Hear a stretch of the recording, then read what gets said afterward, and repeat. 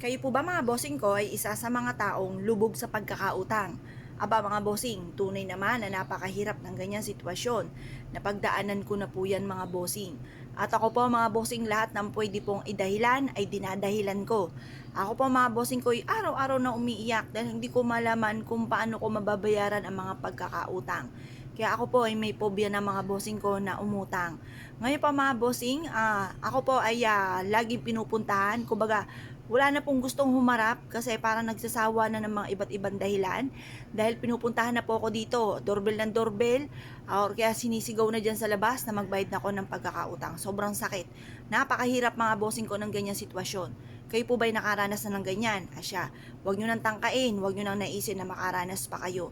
At kung kayo po mga bossing ko ay napapansin po ninyo na masipag po kayo pero para lagi pa rin kayo minamalas, asya mga bossing, kailangan kayo po ay iwaksin nyo sa isipan nyo na kayo ay malas. Ang isipin po ninyo, kayo ay swerte. Walang malas. Puro swerte ang darating. Mababago na ang takbo ng aking pamumuhay. Ganun po ang inyo po mga pagwiwish. Walang gamit na sana, direct to the point.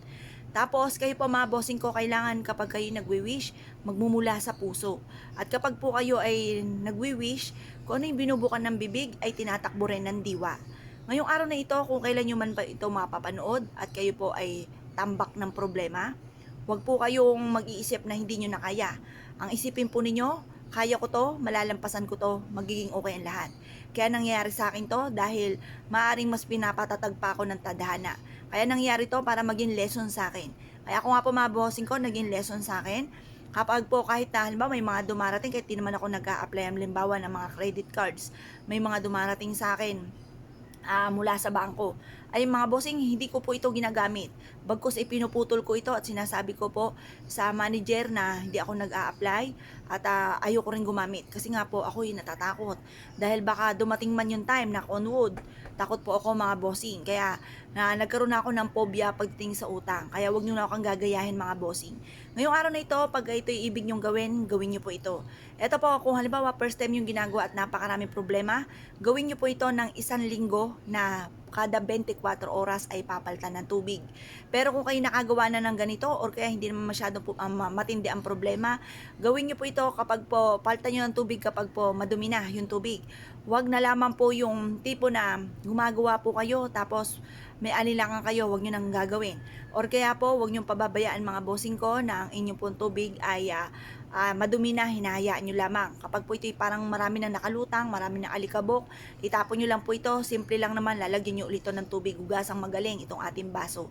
At pagkatapos mag-wish po kayo, halimbawa ganito po, harap kayo sa may silangan ng mga 6:30 or kaya alas 7, sa pamamagitan ng sipag at tiyaga at double time sa pagkayod, makakabayad na ako sa aking mga pagkakautang at kailanman ay hindi na ako mangungutang pa. Or kaya po ay sabihin nyo po dito, na i-wish po yung mga bagay na nais niyo. Magkaroon ako ng negosyo na dito na ako yayaman. Magkaroon ako ng mga bagay na matagal ko nang pinapangarap. Magkaroon ako ng malaking bahay. Magkaroon ako ng kung ano pa yung nais po ninyo na walang gamit na sana. Ganon yung mga pag-wish. Ngayon pa mga bossing, pagtapos na po ay mag-wish, ito pong ating pong tubig, itapon nyo lamang po ito mga bossing. Itapon nyo na yung tubig po natin. At pagkatapos ay palitan nyo po ito ng panibagong tubig pag nagdumi na ang tubig. Pagtapos nyo po mag-wish na ibilad ito sinag ng araw, ilagay nyo po ito. Marami kayong pwedeng paglagyan. Pwede po sa bago pumasok ng inyong main door or kaya sa likod ng pintuan ng main door. Pwede rin ito sa ilalim ng inyong higaan. Basta lagi nyo i-check mga bossing. Ako dati di sinuswerte na nga. Ngayon po, nalibang po ako. Nakalimutan ko na mga bossing ko yung tubig. Alam niyo po ba, may dumating ulit ang pagsubok, sinilip ko sa ilalim ng higaan, ay naku, tuyo na pala. Kaya kailangan mga bossing ma-maintain ang kalinisan ng tubig at huwag niyong hayaan na matutuyo po ito. Kaya kung kayo pinaniwala at naisyo po itong gawin, ay siya mga bossing, good luck bossing niyo po lahat.